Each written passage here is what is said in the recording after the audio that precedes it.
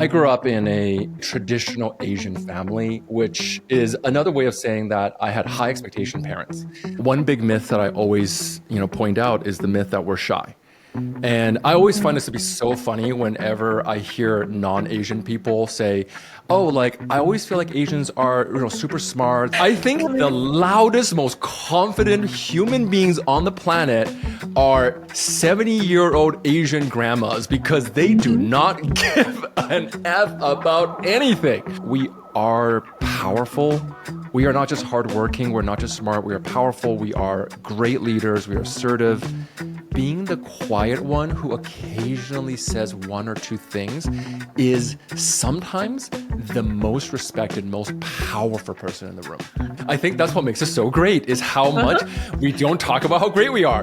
Today we have Wang. He is an empowerment coach to Asian American professionals across Fortune 500 companies. He offers research-backed guidance for Asian Americans to embody their most confident selves in business, relationships, and everyday lives. He is also the host of Big Asian Energy podcast, and his coaching video have reached more than 25 million views on TikTok. He has his first book coming out on May 27th called Big Asian Energy, an apologetic guide for breaking barriers to leadership and success. So welcome, John. Good to have you here. Thank you so much for having me. We are so excited to have you. That was such a beautiful intro, by the way. Well, first of all, is there anything else from the bio that you would like to add about your own introductions of who you are? Yeah, I would love to point out that I'm born in Taiwan. I was born in Taiwan. My parents immigrated here. I am a child of immigrants, really. That's my backing. I grew up in Canada, and I really wrote this book. If there's one thing I always want to say is I wrote this book for my younger self. So if there's a tagline to what this book means to me, I wish I could go back in time and give myself the advice that is in this book. I love that. It's taking care of ourselves and our inner child, right? That's kind of the work that Linda and I do, as well as helping people reconnect with their younger selves and heal their inner child.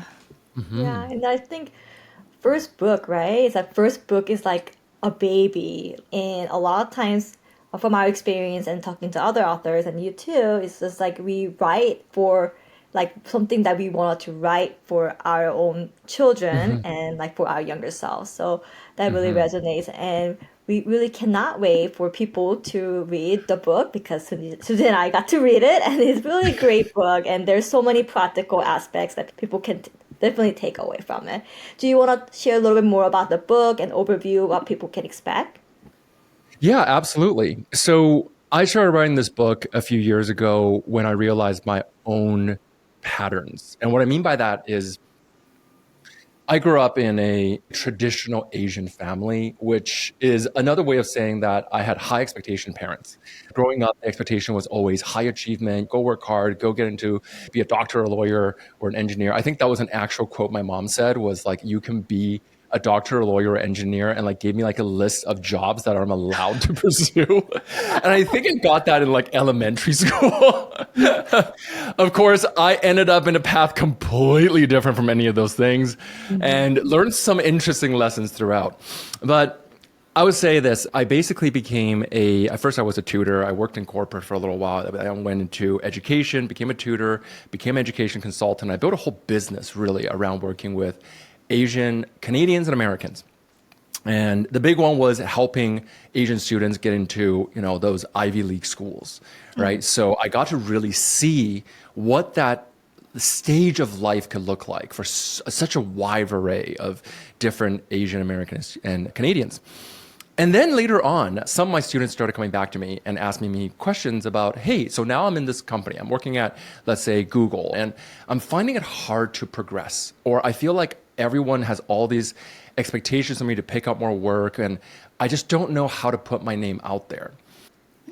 And that was when I realized, okay, if I'm going to give them advice, I need to know what I'm talking about. So I went and took some certifications and trainings, and I started sharing my own experiences along the way. And the more I started to share, the more I started to realize that there were certain patterns that I started seeing. Patterns like being this overachiever who always felt like I have to do more and more and more and more to get ahead, or I'm not enough. And there's this phenomenon that I'm sure you and your audience are super familiar with is the imposter phenomenon, the imposter syndrome, this feeling of not being good enough, or feeling like you have to be the fixer of everybody else's problems.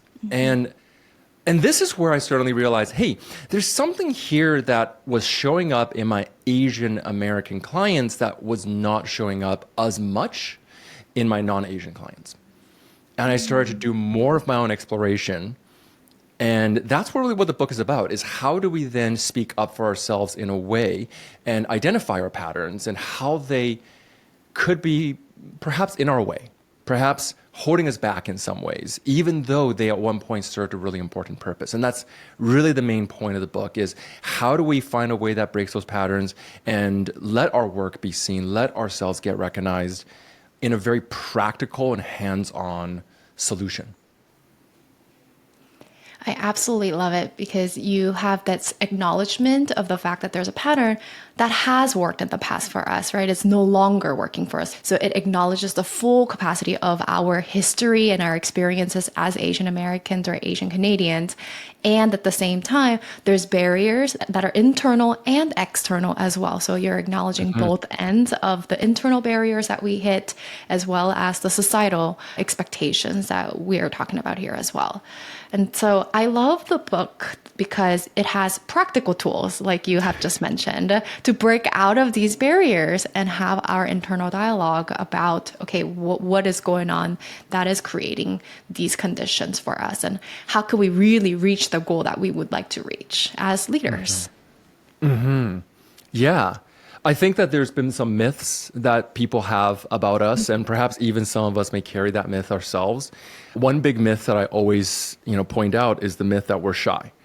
And I always find this to be so funny whenever I hear non-Asian people say, oh, like, I always feel like Asians are, super smart, they're hardworking, but they're a little quiet and reserved. And I'm always like, have you seen Asian people, like, when we're hanging around other Asian people? Like, if you meet my mom at dim sum fighting for the bill, you will not call us shy. I think the loudest, most confident human beings on the planet are 70-year-old Asian grandmas, because they do not give an F about anything. Yeah. So where did that myth come from? I think that's the question that I really wanted to tackle. And how do we start letting ourselves be seen? Because I think that really comes from, we have high standards for ourselves, for what it is that we think we're allowed to say. When we are saying, well, okay, maybe I don't need to point out this idea that I have or this achievement that I earned unless I consider to be good enough. But what we consider to be good enough may not be what other people consider to be good enough. Maybe they think that we are already good enough. And where do we get that idea from? Yeah. I love that. And kind of going back to how, have you seen Asians? Like, they can be loud. I mean, my family is very loud. My family's talking in Korean. People think we're fighting. And then that brings me to my next question. Your book title, which is after your podcast as well, Big Asian Energy. I would love to hear more about the intention of that name for your podcast and the book. Yeah. I love that name. The name really, to me, represents unapologetic ownership of our true self. And I think that's what it is. And I actually had, discussions with my agent and my publishers. We had several back and forth discussions. It's like, is this book is this going to rub people the wrong way? Are they going to get the wrong idea about what this is? Because even the nature of the word big Asian energy, I'm sure there's some people who are not Asian who might hear that and go, but Asians aren't supposed to be loud. And there's this belief that I've come across. Incidentally, these are actual experiences that I've come across in people in corporate spaces, in daily spaces, who just feel like Asians aren't, quote unquote, supposed to be loud. And I actually think that if we truly let the authenticity of who we are be seen, we are powerful. We are not just hardworking. We're not just smart. We are powerful. We are great leaders. We are assertive. But I think that sometimes the way we communicate that, there's a difference. And communication is a big part of what I talk about because we have different communication patterns compared to, I would say, those of our Western peers. Absolutely. Something that I really struggled when I immigrated to America was I was taught to not to look at people in their eyes, especially if they're older than me. That was a sign of disrespect. And I had such a hard time coming to America where not looking into people's eyes, even their teachers or someone a lot older than you, meant like you're hiding something, right? So I got in trouble. Teachers thought I was hiding something because I wouldn't look at their eyes. For me, I was trying to respect them, right? Yeah, exactly. I was taught that if, I can think of so many times where, we would go to these family dinners and family gatherings with other Asian aunties and uncles who are not really related to me, but just like, they're like friends of family. And the number of invisible rules that we had to follow, like who gets to eat what first. If you're the youngest one, you had to pour tea and you had to pour tea a certain way. And if somebody who's older than you disagrees with you, you're not supposed to say anything back. You kind of just go, of course, yes, and agree with them because that's a way we express politeness. And that makes sense so long as we understand that context. But what if we're not in that context? What if we're in a boardroom? What if we're in an office? What if we're dating and we come across someone and that same habit of communication isn't understood by the other person? How do we show up as ourselves without, trying to hide who we are? Yeah. Everything lands so perfectly with your mentioning about John. And so, okay, so then what is the answer to that? What are the ways that we can show up authentically as ourselves? And I know you talk about communication patterns. And so I would love to learn a little bit more about those communication patterns as well that you talk about in the book and how to address them. Yeah, absolutely. The first thing that I really want to point out is there is nothing wrong with the way we communicate.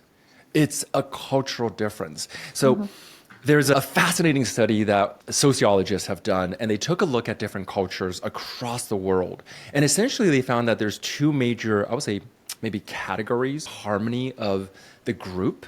And the other one is more individualist, which is more focused around the individual's voice. So an easy way to take a look at that is, when you get older, is the expectation that you will move out of your family's home and then go start your own life and start your own family as an individual? Or is the expectation that you will now take over and support your family and, your parents in your old age? Now, all of this will come back to communication, so don't worry. The simple truth of it is that this idea of collectivist versus individualist spreads everywhere as part of what we do. And that also interacts with how we communicate. And what that basically is that they found that there are 6 levels of mitigating conversation. And what that is, just a fancy word really, is how assertively do we communicate? How much are we putting our individual ideas out there rather than using language that is communicating of all the entire group? So, for example, if you're higher on the collectivist scale, you use words like we more. Perhaps we should consider this. You use questions more. You use less what we call absolute words, like perhaps, maybe, or maybe you mitigate and tone down your request by saying, this is just a thought. Perhaps this is an idea that we can consider. And if you're in an Asian society or collectivist society, everyone gets it because we understand context. We understand that you're being polite, but that politeness can still be direct. But if you're in an individualist society, they might think, oh, well, if you're not sure, then maybe I don't have to be sure about you either. If you're just using questions, then I'll just answer your questions. So that gets misinterpreted. So what is in the core of this and how do we change this is really quite simple, is take a look at your languaging. One is more collectivist, which is focused on the harmony.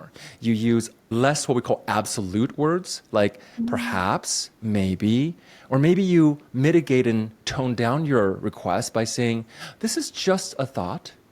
Perhaps this is an idea that we can consider. And if you're in an Asian society or collectivist society, everyone gets it. Because we understand context. We understand that you're being polite, but that politeness can still be direct. But if you're in an individualist society, they might think, oh, well, if you're not sure, then maybe I don't have to be sure about you either. If you're just using questions, then I'll just answer your questions. So that gets misinterpreted. So this is really quite simple. Take a look at your languaging. Oftentimes, one technique I'll recommend is do a mitigation audit. Go through your text messages, go through your emails, and even pick up your phone next time you have a conversation and ask your friend before you do this. And ask, hey, do you mind? I just want to check in on how I'm speaking right now. I just want to record what I say. And then once you do, take a look at your languaging and ask, how many times do I use mitigating languages? And is this appropriate for the audience that I'm reaching? If I'm talking about this with my friends, they get it. But if I'm talking about this with my boss or with my team, are they understanding the energy that I'm putting out? Or am I accidentally underplaying or diminishing myself? That's a really great tool. I think that a lot of us would be able to utilize right away. Just looking at our texts and looking at our emails to have a sort of an audit of the language. And we're looking for specific things, right? Like you mentioned, like how many times are we asking questions instead of making a statement of what we're actually trying to translate? And then how many times are we saying maybe, right? We could probably count the times that we're doing Or even micro apologies. I caught that yes. so much in what I say. Yes. Oh my gosh. I was constantly going like, oh, I'm so sorry to interrupt. Am I actually sorry? Exactly to say. I'll ask a question when I'm like, no, I don't want to ask a question. I just want to state my thing. And, again, in the right context, there's something wrong with that. When we understand that it's called high context versus low context communication. So in a collectivist culture, we're more high context because we understand the subtleties and nuances of context. Whereas again, in a more individualist society, we're usually low context. We just want to get to the point and be much more direct. And it's not rude. It's not rude to be direct in that context. Right. I absolutely hear you with the context building as well, because then it puts us in a situation where we get to say we are still authentically ourselves, but depending on who we're with and what the setting is, that context is the one that's building the way that we're communicating. We're not changing the way who we are. We're just communicating what our needs are differently according to who we're speaking with. Thanks. Yeah, thank you for sharing that, cultural ways that we may communicate. And let's add another layer as we have been talking about doing a series on oldest daughters and how gender may play into it. And then John, you share with us that your younger brother. I have an older So sister. we're really honored to hear from a younger brother's perspective of how oldest daughters show up in their family, their lives, and your relationship that is shaped by that. So share with us a little bit about your family and your sibling dynamics. Yeah, absolutely. So interesting because I think there's a couple of things. One is gender plays a very different role, I think, in Asian cultures. There is a special, quote unquote, special role for like if you're the oldest son in historical patriarchal cultures. I've got a lot of opinions around that because I understand where it comes from and I understand the heritage and the history that it represents. And I also feel like in this day and age of more gender equality, there's times where I feel like that belief that still gets passed down oftentimes creates more harm and good to everyone. And I'm just going to very unashamedly admit here and just kind of like dump the bag out. And I suffered from, if there is an elder, I think there's a term on the internet, right? It's like the elder daughter syndrome. When you're like the elder daughter, you tend to take on more responsibility and expectation because it's not just enough that you have to take care of yourself. You also have the responsibility to take care of your younger siblings. There's a kind of parentification that happens to that role. So like there's the achiever pattern, the fixer pattern. There's also the commander pattern, which is a pattern that we often see with this expectation that I am responsible for everyone else around me and to do everything else for them. And if I don't do it right and they suffer, then it's my fault. And boy, oh boy, did I see that in my sister. And what I mean by that is that my sister was a hero to me growing up. She was truly she still is one of the most incredibly capable, powerful, strong, smart individuals I've ever met. And boy, do I feel bad that she had to be. I feel bad because when I was growing up, there were things that I look back and now and I'm like looking at younger John and I'm like, dude, you needed to grow up and be your own adult and make your own better decisions and not have put that expectation on your sister. But truthfully, I saw that in my older sister. She had to carry the weight of caretaking me. And on the opposite side of that, as a result, I grew up not having known who I was supposed to be to myself. Because I always thought, well, as long as I'm following under her, then everything is right. Everything is good. I'll be safe. And there's a self-limiting that I went through that I had to identify and heal that came out of that. Yeah. I think you're touching upon something very important here. With a lot of eldest daughters, we've been talking about this for a while now too. And as you've mentioned, it's so popular, this eldest daughter syndrome of being the caregiver of the family. And there's a lot of emphasis of that and how we were forced to take on a lot of these responsibilities and the impact of that on that individual alone. But what you're bringing in as the younger sibling is saying there was also an impact of a limiting factor as a younger sibling because the eldest daughter was taking on all of these responsibilities as well. And so I think that's a portion that we don't often talk about, right? The impact to the younger siblings, because you weren't really given the opportunity to also grow into the adult that you wanted to be. You weren't really allowed to either because the eldest daughter had to take on a lot more of the adult responsibilities. It's like continuously feeding each other's roles, right? And dynamics in a way. Absolutely. The word role resonates in particular for me because it was a role. It's no different than a movie or a character role that you would get. It was like passed on to you. You're the younger, so therefore you obey. And you don't have your own thoughts because you're wrong, because you're younger, and you don't know what you're doing.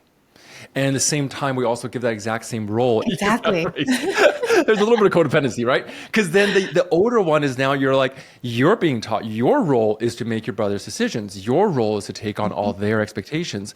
So this codependency meant that I didn't learn to trust myself because I was never given the instruction to say, no, you're supposed to go out there and make your own mistakes.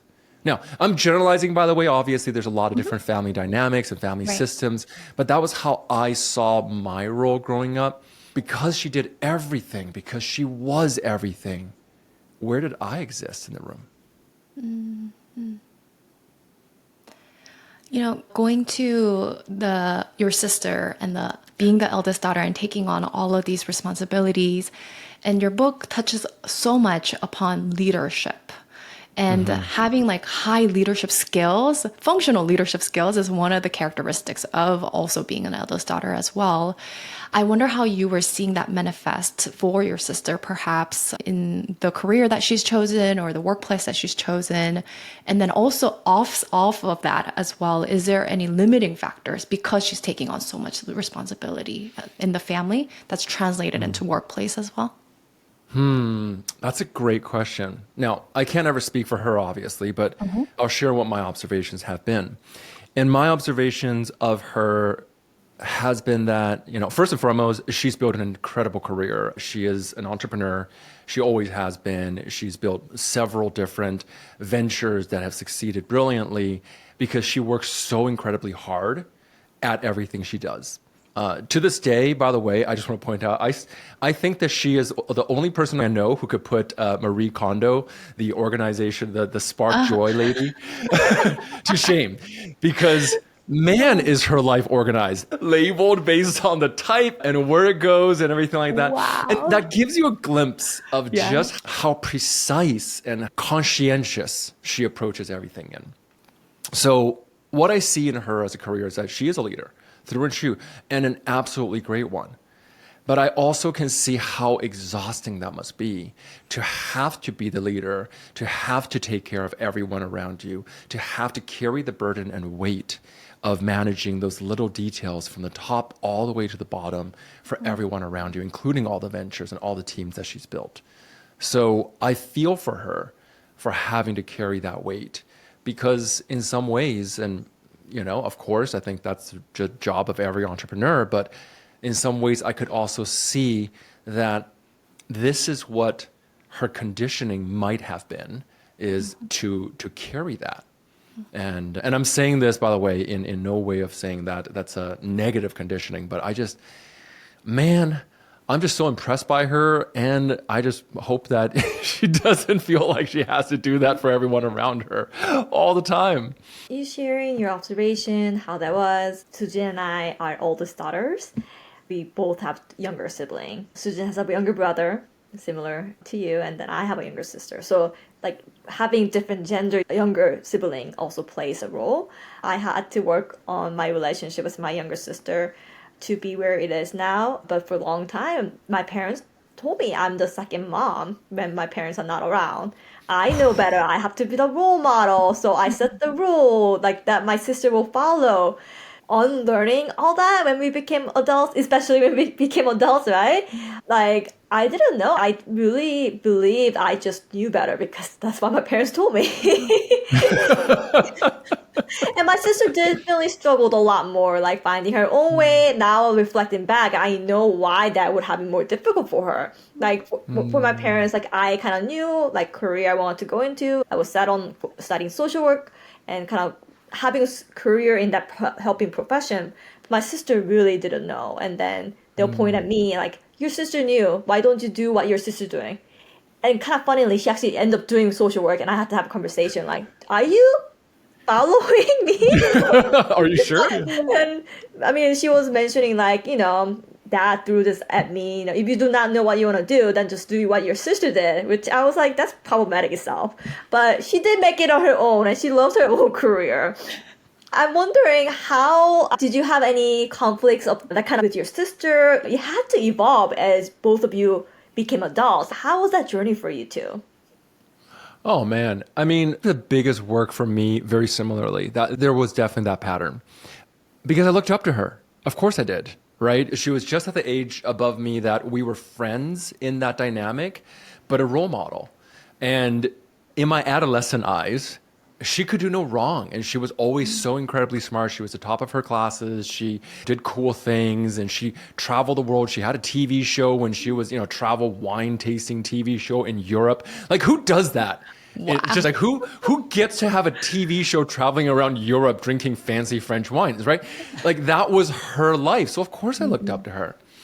And I think that the dynamic that I got, therefore, was that it always caused me to question a little bit because there's a little bit of, exactly as you said, like, well, if there's the role model and there's that path, then why wouldn't you want to walk that path behind her? And the idea of walking another path is so scary because what if the path that you walk as the younger one doesn't work out? And you could have picked this other path that was right in front of you, especially one that was already been charted and mapped, right? And for me, there was a bit of a journey, kind of like what you were describing, where I had to go through my own inner work and take back that, I would say, agency and go, wait a second, what if we're just born with different gifts? What if we're born with different expectations and lifestyles and futures, and what we're supposed to do is just different because we're different people? And man, what a simple idea that took so long to grow. I think that's really wonderful, just like, and applicable for any kind of sibling dynamics as well, right? Just acknowledging that we individually are different human beings at the end of the day with different desires, different needs, even though we're all under one house. And even within one house, the experiences of how we each experience our parents and each other look very different too. And so just having that language that you've provided and that question that you've provided, John, I think is really helpful for our internal work. I'm glad to hear that. It's a journey. And one of the things that Linda had previously brought up is gender also plays a role in this.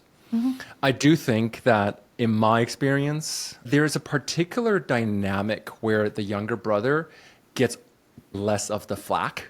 And again, I can't speak for every family, but I definitely saw that in me. I definitely saw that there was a little bit of a privilege that you get as being the younger prince, right? The whole family's taking care of you and you don't have anyone to take care of. So whatever you got, you got. And I'm not a psychologist here, so I'm going to defer that to you. But there is that birth order story that I'm sure has come up before, where The firstborn is more of a type A and more of a go-getter because they have to be. And then the secondborn is more, let's say, empathetic and laid back and go with the flow. Now, I don't know the validity of that study, but I can say that definitely was my case, where I was a lot more go with the flow. I had the luxury of just going, well, I'm going to be good at people and handling and emotions and empathy and all these kind of things because there wasn't that same pressure placed on top of me. So we're talking about sibling dynamics here. And I know you two had a very particular, I think, sibling dynamics that is shared. I feel like my brother and I had a pretty different dynamic because, of course, the standard eldest daughter responsibilities, all of those are applicable to me. But the way that impacted my younger brother was very other extreme, where he was like, I'm going to be a different individual altogether. I am not going to follow your path. I'm going to reject everything that you are doing in life. And so he became the pure opposite of who I am. He was the rebel. Yeah, exactly. And he tried really hard to be opposite of who I am. Like from a very young age, he would injure himself a lot because he was working towards trying to find his identity differently from me because I didn't really play sports growing up. So then he would try to play every single sport, right? Because he wanted to be the sport guy now because I am not. And so I think in different ways, there's all of these trickling identities that come out of our eldest daughter roles and the responsibilities, as well as these sibling dynamics. This is very, very interesting to us. I love the contrast. And I'm sure there's so many others, right? Because we're all unique. The way that all of these combinations and the things that play out, our life experiences, our natural inclinations can create that. But yeah, that rebel of like, I see you doing that, so I'm going to do the exact opposite, can totally be a common pattern that we do see as well. Yeah, listening to you all too, I feel like my sister was kind of in the middle of it because there were a lot of pressure. She looked up to me. And also, I did not like it. She will follow me everywhere. And then my friends will make comments like, why is she following you everywhere? And then I'll get so annoyed. So I had a part like that. And when she was a little bit older, I think she did let me know I am tired of living under your shadow because, she gets to a certain grade. She has teachers that I had connecting her. I didn't really think about it because, it didn't matter to me for a long time. But that was really such a struggle for my sister. So in high school especially, she tried really hard to be opposite. In high school, I think she still struggled with that, but she was really going complete opposite side. So John, I don't know you remember, but our practice name, Yellow Chair Collective, is named after my favorite color that I've been very obsessed of since I was younger. As a child, love the brightness. It represents joy, hope, and happiness, resilience for me. And so I wore yellow a lot. That was my color. And then my sister's like, what can I wear every day? Since Linda's wearing yellow, that will make me stand out, right? And she started, this was, 2000 where emo music, those were very popular. So she decided to embrace emo identity. And like having everything black. Her hair is already black, but she dyed it really black, right? Or like blue or pink. She had a different hair changes and then had a dark eyeliners, dark makeup, dark lipstick, black lipstick.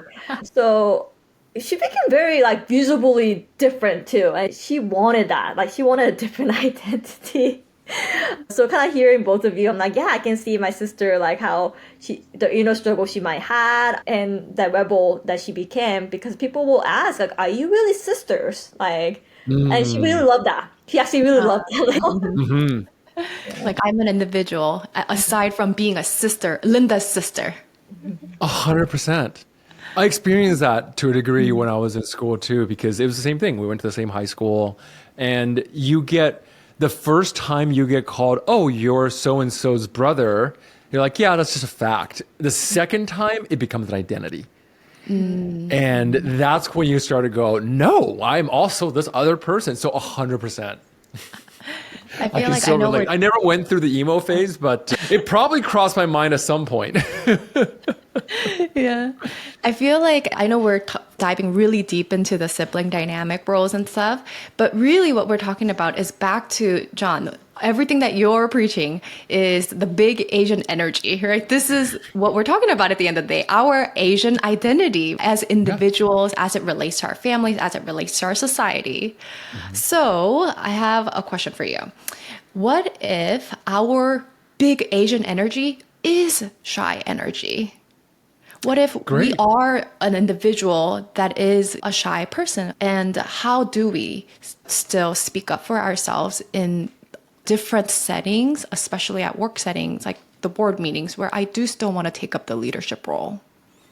That is an excellent question, because it is true. The whole very nature behind this is to understand that, we take on certain conditionings as part of our social experiences. So for example, growing up being the model minority, growing up being seen as the other or different, which, maybe in some people's experiences, growing up with social expectations of who you're supposed to be in your culture, growing up with social expectations of who you're supposed to be in your family. Everything we're talking about is just conditioning, right? Everything is just experiences that we've had. And over the years, we've built up a, let's say, belonging and survival mechanism that helped us better fit in, whatever that may be. But then what if we take all those away? And the truth is that's just my best self is the person who just likes to not make that much noise, who's always raising my hand and speaking up all the time. Well, great. That you don't have to be. And this is what it is I always say, is that being more assertive, being more confident, being more loud does not have to look like being more Western, being more white, being more American. That archetype of the cowboy, of the Indiana Jones, shoot first, ask questions later. That is certainly an archetype, but we don't know how to fit into that. So the question is just understanding that being seen can be happening strategically. So one big thing that I talk about is strategic visibility. In other words, being visible doesn't mean that you're always speaking up, because we don't always want to be that person speaking up. But you're thinking about who are the people that need to see me and how do I communicate that? Which means that you don't have to always be talking about, this is something I did today, this is something I recently accomplished. But rather it's understanding where it is that who needs to see me and how do I want them to see me? So where do we go? That might be in an email. That might be in a one-on-one chat that we schedule with our, bosses or our skip levels or the people around us who we work with and say, hey, can we have a quick conversation? I just have some ideas. I didn't feel like that was something I needed to take up in a meeting, but I wanted to share them with you anyway. If you think these are good, I'll go ahead and forward these to the rest of the team later on today. And that is a really easy way to make sure that we're still seen on those Slack channels, on the emails, everything like that, even if we're not constantly loud.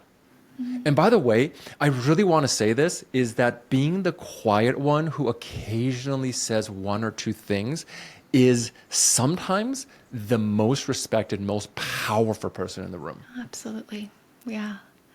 The one question that you pose that it's sticking with me is, who needs to see me? Because oftentimes, if we're trying to assert ourselves, it's like we just need to be loud so that everyone can hear me. We feel like we need to scream so everyone notices me, but it's really not. Being strategic means we're able to figure out who is really important in this context that I need to communicate with. If we're strategically going in that route, then I get to be authentic in the way that I approach issues and problems. I love that.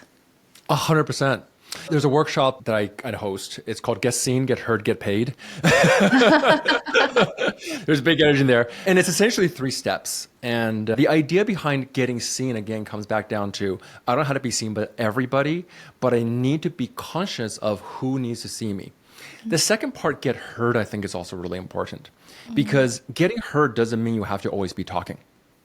And getting heard doesn't mean you have to be talking very loudly. And what I mean by that is that sometimes getting heard is not us talking about, here's all the things that I've done, but rather learning how to tell the stories of how we learned things and learning how to share our strategy and vision moving forward sometimes is much more powerful than being heard all of the time. And it really is coming down to, instead of saying, well, I'm so good because I've won this award and I've got this accomplishment, especially if we don't feel like that's a natural to us, is sharing it from a perspective of problem solving.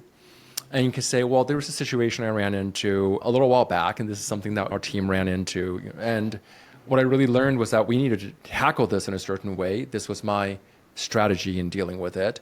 And this was the result. And then this was the learning from it. And we break this down. It's called Pearl, which is problem, which is this is the problem that we ran into. And then we go into what was the obstacle that were in the way, and that breaks it down to the problem of, okay, we couldn't deal with this. The client wasn't happy with this. And then we go into the result of how I came to fix the problem, the action that I took. So P-A-R-L. P-A is the action. And then we go into the result of the problem, and then what did I learn? And that last piece, that L piece, I think is really the magic sauce. Because when we frame things in, this is what I learned in the process, we don't have to feel that uncertainty of going, am I bragging? Am I being too, self-obsessed about like, look how great I am? No, you're just sharing what you learned. You're sharing a lesson. That's beautiful. It really feeds into a lot of our Asian values of being humble, right? And being able to talk about our accomplishments at the same time. So how do we humbly communicate our accomplishments? I learned. 100%. Yeah. And there is nothing wrong with our humility. There's nothing wrong. I think that's what makes us so great is how much we don't talk about how great we are. I feel like we're coming close to a time end here. We've been having such great conversations. So Linda, do you have any other last questions that we would like to ask before we end our time? Well, as we are ending our conversation, the time went by so fast. We would love to have you share some resources. I know your book is coming out May 27th, which the pre-orders are available anywhere books are sold. And do you have any other events or groups that's coming up for you, or where people can find more about you? Yeah, absolutely. You can always find my website at bigasianenergy.com. We actually just launched a bunch of free pre-release bundles this morning, which includes an assertiveness guide, a mini guide of overcoming any imposter phenomenon or imposter syndrome that people feel, and how do we better communicate. So a lot of these swipe files and cheat sheets are part of the purchase if you want to go and buy on them. I will have yet to figure out exactly what my publisher wants me to do as part of the book tour, but we also are launching online programs that exactly support people who are looking to get ahead or get seen in their careers. Again, go check out our website for any upcoming events anytime, or if you want to check out the book, the pre-orders are available now. And make sure to go to the website. Once you bought the book, get your free downloads, because those cheat sheets and swipe files could be super helpful when you're looking for that one day of how do I get heard and get seen. Thank you so much for having a conversation with us. It was really a pleasure having you. Thank you so much for having me on here. Thank you, John. Thank you.